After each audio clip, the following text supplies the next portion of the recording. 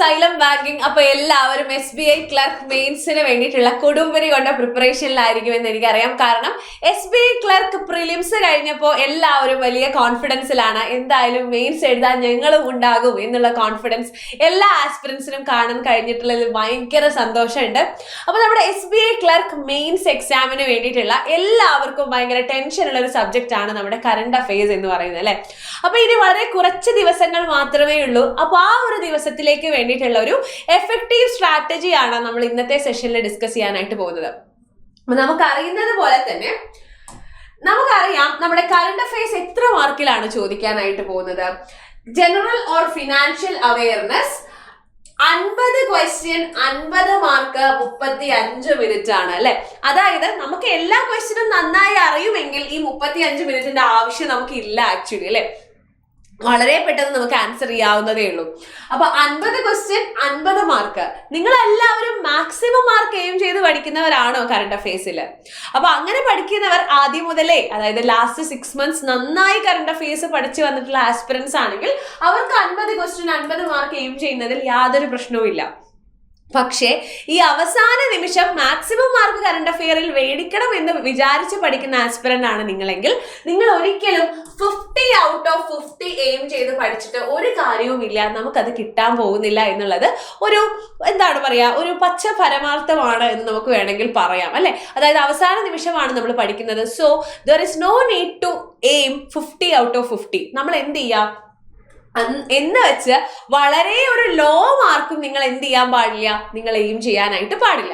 നമുക്കൊരു 30+ അല്ലെങ്കിൽ ഒരു 35 മാർക്കെങ്കിലും നമ്മൾ എയിം ചെയ്ത് 50-ൽ ഒരു 35 മാർക്കെങ്കിലും നമ്മൾ എയിം ചെയ്ത് പഠിക്കുന്നതായിരിക്കും ഇപ്പോഴത്തെ ഒരു സാഹചര്യത്തിൽ നമുക്ക് നല്ലത്.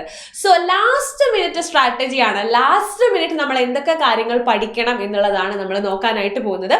അതിന് നമുക്ക് ബേസ് ചെയ്ത് പഠിക്കാനുള്ളത് കഴിഞ്ഞ പ്രാവശ്യത്തെ എക്സാം ആണ് അല്ലെ. സോ അതിന്റെ ബേസിലാണ് നമ്മൾ ഇന്നത്തെ കാര്യങ്ങൾ ഡിസ്കസ് ചെയ്യാനായിട്ട് പോകുന്നത്. റെഡി ആണല്ലോ? അപ്പോൾ കഴിഞ്ഞ പ്രാവശ്യത്തെ SBI ക്ലർക്ക് മെയിൻസ് എക്സാമിന്റെ ഒരു ടഫ്നെസ് നമ്മൾ നോക്കുകയാണെങ്കിൽ എക്സാം ലെവൽ എന്ന് പറയുന്നത് കറണ്ട് അഫെയറിന്റെ സൈഡിൽ നിന്നുമുള്ള കോൺട്രിബ്യൂഷൻ എന്ന് പറയുന്നത് ഭയങ്കര ഈസി ഒരു എക്സാം ആയിരുന്നില്ല. Actually it's medium to difficult level ആയിരുന്നു ക്വസ്റ്റ്യന്റെ ഒരു ലെവൽ വന്നിട്ടുണ്ടായിരുന്നത്. കൂടാതെ തന്നെ ടോട്ടൽ GA ക്വസ്റ്റ്യൻസ്, അതായത് കഴിഞ്ഞ പ്രാവശ്യം എക്സാം നടന്നത് കുറച്ച് നേരത്തെ ആയിരുന്നു, ഫെബ്രുവരി, അതായത് ഇപ്രാവശ്യത്തെ അത്ര ലേറ്റ് അല്ല. ഫെബ്രുവരി 25-ന്, അതായത് ജനുവരി മാസത്തിൽ പ്രിലിംസ് നടക്കുകയും ഫെബ്രുവരി 25-ന് SBI clerk mains exam start ചെയ്തിട്ടുണ്ടായിരുന്നു. ഓക്കെ, അപ്പൊ അതുകൊണ്ട് തന്നെ ഫെബ്രുവരി 24 മുതൽ സെപ്റ്റംബർ 23 വരെയുള്ള കറണ്ട് അഫെയർ ക്വസ്റ്റ്യൻസ് ആയിരുന്നു കഴിഞ്ഞ പ്രാവശ്യത്തെ എക്സാമിൽ കവർ ചെയ്തിട്ടുണ്ടായിരുന്നത്. അതുകൂടാതെ തന്നെ മാക്സിമം നമ്പർ ഓഫ് ക്വസ്റ്റ്യൻസ് എവിടുന്നാണ് വന്നത്, അതായത് ഫെബ്രുവരി 25-നായിരുന്നു എക്സാം നടന്നത്. സോ ജാൻ മന്തിലത്തെ ക്വസ്റ്റ്യൻസ് ആണ് മാക്സിമം നമ്പർ ഓഫ് ക്വസ്റ്റ്യൻസ് വന്നിട്ടുണ്ടായിരുന്നത്. ഓക്കെ, അപ്പൊ ഒരു സെറ്റ് ഓഫ് ക്വസ്റ്റ്യൻ എടുക്കുകയാണെങ്കിൽ ഏറ്റവും കൂടുതൽ നമ്പർ ഓഫ് ക്വസ്റ്റ്യൻസ് വന്നിട്ടുണ്ടായിരുന്നത് ജനുവരി മാസത്തിൽ നിന്നുള്ള ക്വസ്റ്റ്യൻസ് ആയിരുന്നു. അപ്പോ ഇത് നമ്മുടെ ഒരു ബേസ് ആക്കി വെച്ചുകൊണ്ട്, ഈ കാര്യങ്ങൾ നമ്മുടെ ഒരു ബേസ് ആക്കി സെറ്റ് ചെയ്തുകൊണ്ട് നമുക്ക് എന്തൊക്കെ കാര്യങ്ങൾ ഇനി ശ്രദ്ധിക്കണം എന്ന് നോക്കാം. അതായത് ഇനി വരുന്ന നമ്മുടെ മെയിൻസ് എക്സാമിന് ഈ ഒരു ബേസിനെ അടിസ്ഥാനമാക്കിയിട്ടാണ് നമ്മൾ കാര്യങ്ങൾ പ്ലാൻ ചെയ്യുന്നത്. അപ്പൊ നമുക്ക് നോക്കാം. ഇപ്രാവശ്യത്തെ SBI ക്ലർക്ക് എക്സാം ഡേറ്റ് എന്ന് പറയുന്നത് മോസ്റ്റ് പ്രോബബ്ലി ഏപ്രിൽ 10-നായിരിക്കും എന്നൊരു പ്രഡിക്ഷൻ ഉണ്ട് അല്ലെ. അപ്പൊ എന്തായാലും നമുക്ക് April first week exam expect ചെയ്യാവുന്നതാണ്. അങ്ങനെയാണെങ്കിൽ നമ്മൾ ടോട്ടൽ കറണ്ട് അഫയേഴ്സ് എവിടെ നിന്ന് പഠിക്കണം? അതായത് സെപ്റ്റംബർ, ഒക്ടോബർ, അതായത് September 2024, September, October 2024, October, November 2024, December 2024, Jan 2025, Feb 2025, പിന്നെ മാർച്ച് 2025 അല്ലെ. അപ്പൊ 1 2 3 4 5 6 7. അപ്പൊ സെപ്റ്റംബർ 2024 മുതൽ മാർച്ച് 2025 വരെയാണ് നമ്മൾ ടോട്ടൽ ആയിട്ടും എന്ത് വരേണ്ടത്, ടോട്ടൽ നമ്മുടെ കറണ്ട് അഫെയർ ഇൻക്ലൂഡ് ചെയ്ത് അത്രയും കറണ്ട് അഫെയർസ് ആയിരിക്കും നമ്മളെടുത്ത് ചോദിക്കുന്നുണ്ടായിരിക്കും. സെപ്റ്റംബറിൽ നിന്നൊക്കെ വളരെ കുറച്ച് ക്വസ്റ്റ്യൻസ് ആണ് നമ്മൾ എക്സ്പെക്ട് ചെയ്യേണ്ടത്. മേ ബി ഉണ്ടായില്ല എന്നും വരാം. പക്ഷെ മാക്സിമം കറണ്ട് അഫെയർ ഏത് മാസം തൊട്ടാണ് ചോദിക്കാൻ ചാൻസ്? മാക്സിമം നമ്പർ ഓഫ് ക്വസ്റ്റ്യൻസും നമുക്ക് സെപ്റ്റംബറും ഒക്ടോബറും ഒക്കെ നമുക്ക് നെഗ്ലക്ട് ചെയ്യാനായിട്ട് സാധിക്കും. Maximum current affair questions November, December, January, February, March, അല്ലെങ്കിൽ വേണമെങ്കിൽ നവംബറും നമ്മൾ കട്ട് ഡൗൺ ചെയ്ത് ഡിസംബർ, ജനുവരി, ഫെബ്രുവരി, മാർച്ച് ഈ ഒരു 4 മാസമാണ് നമ്മുടെ ഗോൾഡൻ മന്ത്സ് നമുക്ക് എടുക്കുന്നത്. ഈ ഒരു 4 മാസമാണ് നമ്മുടെ ഗോൾഡൻ മന്ത്സ് എന്ന് പറയുന്നത്. അതായത് ഗോൾഡൻ ക്വസ്റ്റ്യൻസ് ചോദിക്കാൻ പോകുന്നത് ഡിസംബർ, നമുക്ക് ലിങ്ക് മാറ്റി എഴുതാം അല്ലെ. ഈ ഗോൾഡൻ ക്വസ്റ്റ്യൻസ് നമ്മളെടുത്ത് ചോദിക്കാനായിട്ട് പോകുന്നത് നമ്മുടെ ഗോൾഡൻ മന്ത്സ് അല്ലെങ്കിൽ ഗോൾഡൻ ക്വസ്റ്റ്യൻസ് നമ്മളെടുത്ത് ചോദിക്കാൻ പോകുന്നത് December, January, February and March. അതിൽ തന്നെ ഏറ്റവും അടിപൊളി ക്വസ്റ്റ്യൻസ്, അതായത് ഏറ്റവും കൂടുതൽ ക്വസ്റ്റ്യൻസ് കവർ ചെയ്യാൻ പോകുന്ന ഒരു മന്ത് ആയിട്ട് എനിക്ക് തോന്നുന്നത് മാർച്ച് ആൻഡ് ഫെബ് ആണ്. മാർച്ചിലെ ക്വസ്റ്റ്യൻസും ഫെബ്രുവരിയിലെ ക്വസ്റ്റ്യൻസുമാണ് ഏറ്റവും കൂടുതൽ ക്വസ്റ്റ്യൻസ് ചോദിക്കാനായിട്ട് പോകുന്നത്. കാരണം കഴിഞ്ഞ പ്രാവശ്യം ഫെബ്രുവരിയിൽ എക്സാം ഉണ്ടായപ്പോൾ മാക്സിമം നമ്പർ ഓഫ് ക്വസ്റ്റ്യൻസ് ചോദിച്ചത് ജനുവരിയിൽ നിന്നാണ്. എപ്പോഴും ഏത് എക്സാം ആയിക്കോട്ടെ അതിന് ഏത് മാസമാണോ അതിന്റെ തൊട്ട് മുന്നിലത്തെ 4 മാസമാണ് നമ്മൾ ഏറ്റവും കോൺസെൻട്രേറ്റ് ചെയ്യേണ്ടത്. കഴിഞ്ഞ പ്രാവശ്യം SBI ക്ലർക്കിന് ഫെബ്രുവരിയിൽ എക്സാം നടന്നപ്പോൾ ജനുവരിയാണ് കൂടുതൽ ചോദിച്ചത്. ഇപ്രാവശ്യം നമുക്ക് നിങ്ങൾ എന്ത് ചെയ്യാം, ഫെബ്രുവരി, മാർച്ചും ഏറ്റവും നന്നായി പഠിച്ചിട്ട് പോവുക, ഫുള്ളി കവർ ചെയ്ത് പോവുക. പിന്നെ എന്ത് ചെയ്യാം, ജനുവരിയും, ഡിസംബറും, നവംബറും എന്തായാലും പഠിക്കുക. ഓക്കെ, ഇനി പില്ലേഴ്സ് ഓഫ് കറണ്ട് അഫയേഴ്സ്. നമ്മുടെ ജനറൽ അവയർനെസ് എന്ന് പറയുമ്പോൾ എന്തൊക്കെ കാര്യങ്ങളാണ് അതിൽ ഇൻക്ലൂഡ് ചെയ്യുന്നത്? കറണ്ട് അഫയേഴ്സ് ഉണ്ട്, ബാങ്കിങ് ആൻഡ് ഫിനാൻഷ്യൽ അവയർനെസ് ഉണ്ട്, സ്റ്റാറ്റിക് അവയർനെസ് ഉണ്ട്. അപ്പൊ ഇതില് കറണ്ട് അഫയേഴ്സിൽ നിന്നുള്ള ക്വസ്റ്റ്യൻസ് ആയിരിക്കും ഒരു 80% ക്വസ്റ്റ്യൻ പേപ്പറിൽ നമുക്ക് കാണാനായിട്ട് സാധിക്കുന്നത്. നിങ്ങൾ തന്നെ ശ്രദ്ധിച്ചാൽ അറിയാം. അതായത് ഇപ്പൊ ബാങ്കിങ് ആൻഡ് ഫിനാൻഷ്യൽ അവയർനെസ് എന്ന് പറയുന്നതിന്റെ സ്റ്റാറ്റിക് പാർട്ട്, അതായത് ടൈപ്പ് ഓഫ് ബാങ്ക് ആയിക്കോട്ടെ, അല്ലെങ്കിൽ ടൈപ്പ് ഓഫ് അക്കൗണ്ടുകൾ ആയിക്കോട്ടെ, അങ്ങനെ കുറേ അധികം banking awareness terms, history of bank, nostro account, vostro account, അങ്ങനെ നിറയെ ഈ എന്താ പറയാ ബാങ്കിങ് ആൻഡ് ഫിനാൻഷ്യൽ ടേംസ് നമുക്ക് പഠിക്കാറുണ്ട് അല്ലെ. അപ്പൊ ഈ ടേമുകളെല്ലാം തന്നെ നമ്മളിപ്പോ സ്റ്റാറ്റിക് ആയിട്ട് നമ്മൾ കുറേ പഠിക്കേണ്ട ആവശ്യമില്ല. കാരണം ഇത് ചോദിച്ചാൽ പോലും കറണ്ട് അഫയേഴ്സിൽ എന്തൊക്കെ ഉണ്ടോ, അതായത് കറണ്ട് അഫയേഴ്സിൽ കവർ ആയിട്ടുള്ള ബാങ്കിങ് ആൻഡ് ഫിനാൻഷ്യൽ അവയർനെസ് ആയിരിക്കും നമ്മളെടുത്ത് ചോദിക്കുന്നുണ്ടായിരിക്കാം. അതുപോലും നമ്മൾ കറണ്ട് അഫയേഴ്സ് പഠിക്കുന്നതിലൂടെ കവർ ആവുന്നുണ്ട്.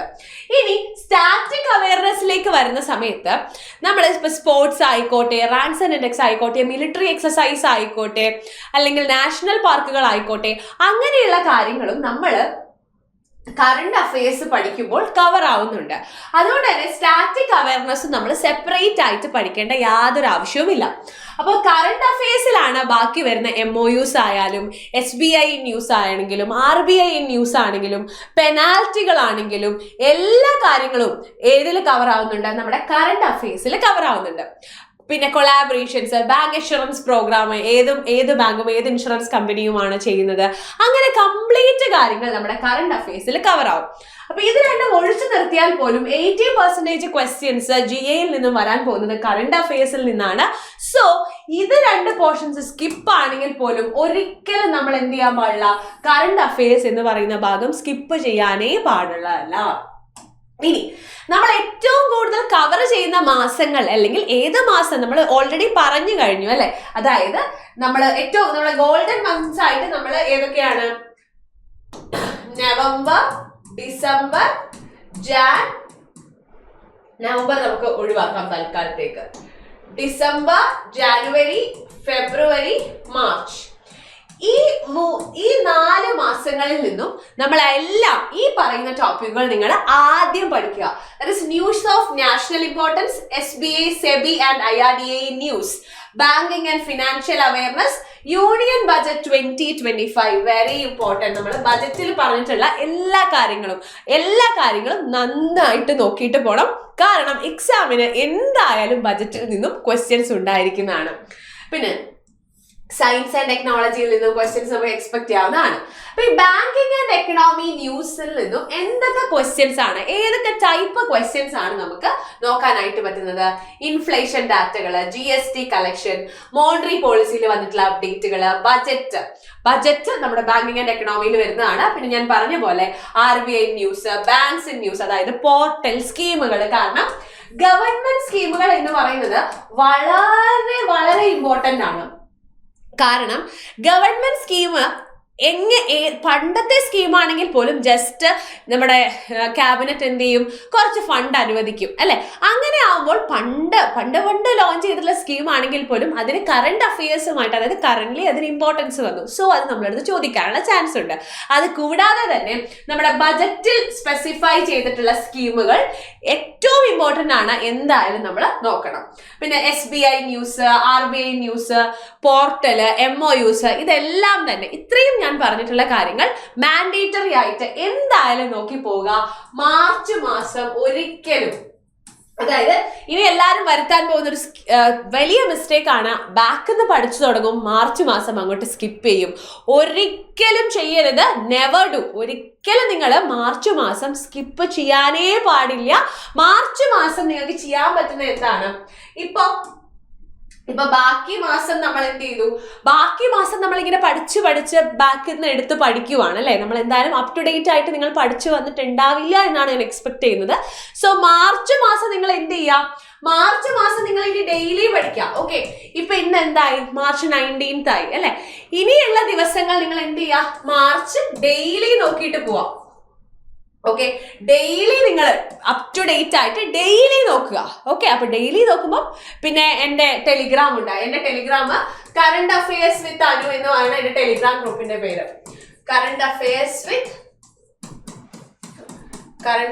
വിത്ത് അനു എന്നാണ് അതിന്റെ ടെലിഗ്രാം ഗ്രൂപ്പിന്റെ പേര്. അതിൽ നിങ്ങൾ ജോയിൻ ചെയ്യുക. അപ്പൊ അതിൽ വരുന്ന ഡാറ്റാസ്, പോൾസ് എല്ലാം ഡെയിലി നോക്കിയിട്ട് പോവുക. അങ്ങനെ ആകുമ്പോൾ അത് നിങ്ങൾക്ക് ഹെൽപ്ഫുൾ ആവും. അപ്പൊ നമ്മൾ അറിയാതെ തന്നെ മാർച്ച് മാസം നമ്മൾ അങ്ങോട്ട് പഠിച്ചോളും. അപ്പോൾ ബാക്കിയുള്ള ഭാഗങ്ങൾ നന്നായിട്ട് എഫേർട്ട് ഇട്ട് പഠിക്കുക. മാർച്ച് ഒരിക്കലും സ്കിപ്പ് ചെയ്യരുത്. നമ്മൾ പറഞ്ഞിട്ടുള്ള നേരത്തെ നമ്മൾ പറഞ്ഞില്ലേ കുറച്ച് മാസങ്ങൾ, ഈ മാസങ്ങൾ ഒരിക്കലും സ്കിപ്പ് ചെയ്യാതെ ഈ പറഞ്ഞിരിക്കുന്ന കാര്യങ്ങളൊക്കെ ഈ മാസത്തെ പഠിച്ചു പോവുക. ഓക്കെ, അപ്പോൾ നമ്മുടെ ഇത്രയും കാര്യങ്ങളാണ് നമ്മൾ കറണ്ട് അഫയേഴ്സിന്റെ മെയിൻ സ്ട്രാറ്റജി ആയിട്ട് നമ്മൾ ഉപയോഗിക്കേണ്ടത്. അത് കൂടാതെ തന്നെ നമ്മൾ ഈ വരുന്ന ഏപ്രിൽ 2 വെനസ്ഡേ 10 മണി മുതൽ 5 മണി വരെ നമ്മുടെ SBI ക്ലർക്ക് ഫോക്കസ് ചെയ്തിട്ട് സൈലം ബാങ്കിങ്ങിന്റെ ഒരു ഫ്രീ ഓഫ്ലൈൻ വർക്ക്ഷോപ്പ് നടക്കുന്നുണ്ട്. ഇതിൽ നമ്മൾ മെയിൻ ആയിട്ടും ഡിസ്കസ് ചെയ്യുന്നത് ഷോർട്ട് ക്വസ്റ്റ്യൻസ് പാറ്റേൺ ആയിരിക്കും നമ്മുടെ SBI ക്ലർക്ക് മെയിൻസിന് വേണ്ടിയിട്ടുള്ളത്. എല്ലാ സബ്ജക്റ്റും നമ്മൾ ഓൾറെഡി പറഞ്ഞ പോലെ നമ്മുടെ ഓൺലൈൻ ഫാക്കൽറ്റി തന്നെ ആയിരിക്കും അവിടെ നിങ്ങൾക്ക് സെഷൻ എടുത്ത് തരുന്നുണ്ടായിരിക്കുക. Quantitative aptitude, reasoning, English, current affairs, ഈ 3 സബ്ജക്റ്റുകളിലെയും ക്വസ്റ്റ്യൻസ് ആണ് നമ്മൾ അന്ന് ഡിസ്കസ് ചെയ്യുന്നുണ്ടായിരിക്കുക. അതുകൂടാതെ തന്നെ എക്സ്ട്രാ ക്വസ്റ്റ്യൻസ് ഇൻക്ലൂഡ് ചെയ്യുന്ന ഫ്രീ ബുക്ക്ലെറ്റും കൂടി നിങ്ങൾക്ക് അവൈലബിൾ ആയിരിക്കുന്നതായിരിക്കും. സോ എക്സാം എഴുതാൻ പോകുന്ന ഒരു കമ്മ്യൂണിറ്റീന്റെ കൂടെ ഒരു അടിപൊളി വർക്ക്ഷോപ്പ്, എക്സ്പെക്റ്റഡ് ക്വസ്റ്റ്യൻസിന്റെ ഒരു അടിപൊളി വർക്ക്ഷോപ്പ് നിങ്ങൾ ആഗ്രഹിക്കുന്നുണ്ടെങ്കിൽ നിങ്ങൾ എല്ലാവരും ജോയിൻ ചെയ്യുക. ഇനി നിങ്ങൾ ബാങ്ക് എക്സാം അറ്റൻഡ് ചെയ്യുന്ന SBI ക്ലർക്ക് മെയിൻസ് എഴുതുന്ന ഒരു ഫ്രണ്ട് നിങ്ങൾക്കുണ്ടെങ്കിൽ ഇതെന്തായാലും ഷെയർ ചെയ്ത് കൊടുക്കുക. അപ്പൊ കോഴിക്കോട് സൈലത്തിന്റെ വെസ്റ്റ് ഹിൽ ക്യാമ്പസിൽ വെച്ചിട്ടായിരിക്കും നമ്മുടെ വർക്ക്ഷോപ്പ് നടക്കുക. യാത്രയ്ക്കാണെങ്കിൽ ഒരു ബുദ്ധിമുട്ടും ഇല്ലാത്ത സ്ഥലമാണ്. അപ്പൊ എല്ലാവരും ജോയിൻ ചെയ്യുക. നിങ്ങൾക്ക് നിങ്ങളുടെ സമയത്തിൽ ഒരു കുറവും വരുത്താതെ നിങ്ങളുടെ ഏറ്റവും ഫ്രൂട്ട്ഫുൾ ആയിട്ട് നിങ്ങൾക്ക് ഒരു ഡേ മാറ്റണമെങ്കിൽ, അതായത് ഏപ്രിൽ 2 ഏറ്റവും എഫക്റ്റീവ് ആയിട്ടുള്ള നിങ്ങളുടെ SBI ക്ലർക്ക് മെയിൻസ് എക്സാമിന് ഏറ്റവും എഫക്റ്റീവ് ആയിട്ടുള്ള രീതിയിലുള്ള പ്രിപ്പറേഷൻ ഏപ്രിൽ 2 മാറ്റണമെങ്കിൽ നിങ്ങൾ ഓടി വരിക നമ്മുടെ വെസ്റ്റ് ഹിൽ ക്യാമ്പസിലേക്ക്. അന്ന് നമുക്ക് എല്ലാവർക്കും ഒരുമിച്ച് പഠിക്കാം. ഓക്കെ, അപ്പൊ ഈ ഒരു QR കോഡ് സ്കാൻ ചെയ്താൽ നിങ്ങൾക്ക് ജോയിൻ ചെയ്യാവുന്നതാണ്. ഓക്കെ, ഈ ഒരു QR കോഡ് സ്കാൻ ചെയ്ത് രജിസ്റ്റർ ചെയ്യുക എല്ലാവരും. അത് കൂടാതെ തന്നെ നമ്മുടെ SBI സൈലം ബാങ്കിങ്ങിന്റെ ഓഫ്ലൈൻ ക്ലാസ്സുകൾ നമ്മൾ ആരംഭിക്കുകയാണ്. ഏപ്രിൽ മുതലായിരിക്കും നമ്മുടെ ക്ലാസ്സുകൾ സ്റ്റാർട്ട് ചെയ്യുക. കോഴിക്കോട് വെസ്റ്റ് ഹിൽ ക്യാമ്പസ് ആണ് നമ്മുടെ ക്ലാസ്സുകൾ സ്റ്റാർട്ട് ചെയ്യുന്നത്. 20,000 ഇൻക്ലൂഡിംഗ് GST 20,000 രൂപയാണ് നമ്മുടെ ബാച്ച് ഫീ എന്ന് പറയുന്നത്. സോ നമ്മുടെ ഓഫ്ലൈൻ ബാച്ചിനെ കുറിച്ചുള്ള കൂടുതൽ ഡീറ്റെയിൽസ് അറിയാനായിട്ട് ഈ നമ്പറിലേക്ക് കോൺടാക്ട് ചെയ്യുക. 1 വർഷം നീണ്ടു നിന്ന നമ്മുടെ സൈലം ബാങ്കിങ്ങിന്റെ ഓൺലൈൻ ജേർണിയാണ് നമ്മൾ ഓഫ്ലൈനിലേക്കും കൂടെ എക്സ്റ്റെൻഡ് ചെയ്യുന്നത്. സോ എല്ലാവരും ജോയിൻ ചെയ്യുക. നമുക്ക് ഒരുമിച്ച് പഠിച്ച് നിങ്ങളുടെ ബാങ്കിങ് ജോലി എന്ന് പറയുന്ന സ്വപ്നം നേടിയെടുക്കണം. അപ്പൊ എല്ലാവർക്കും താങ്ക് യു.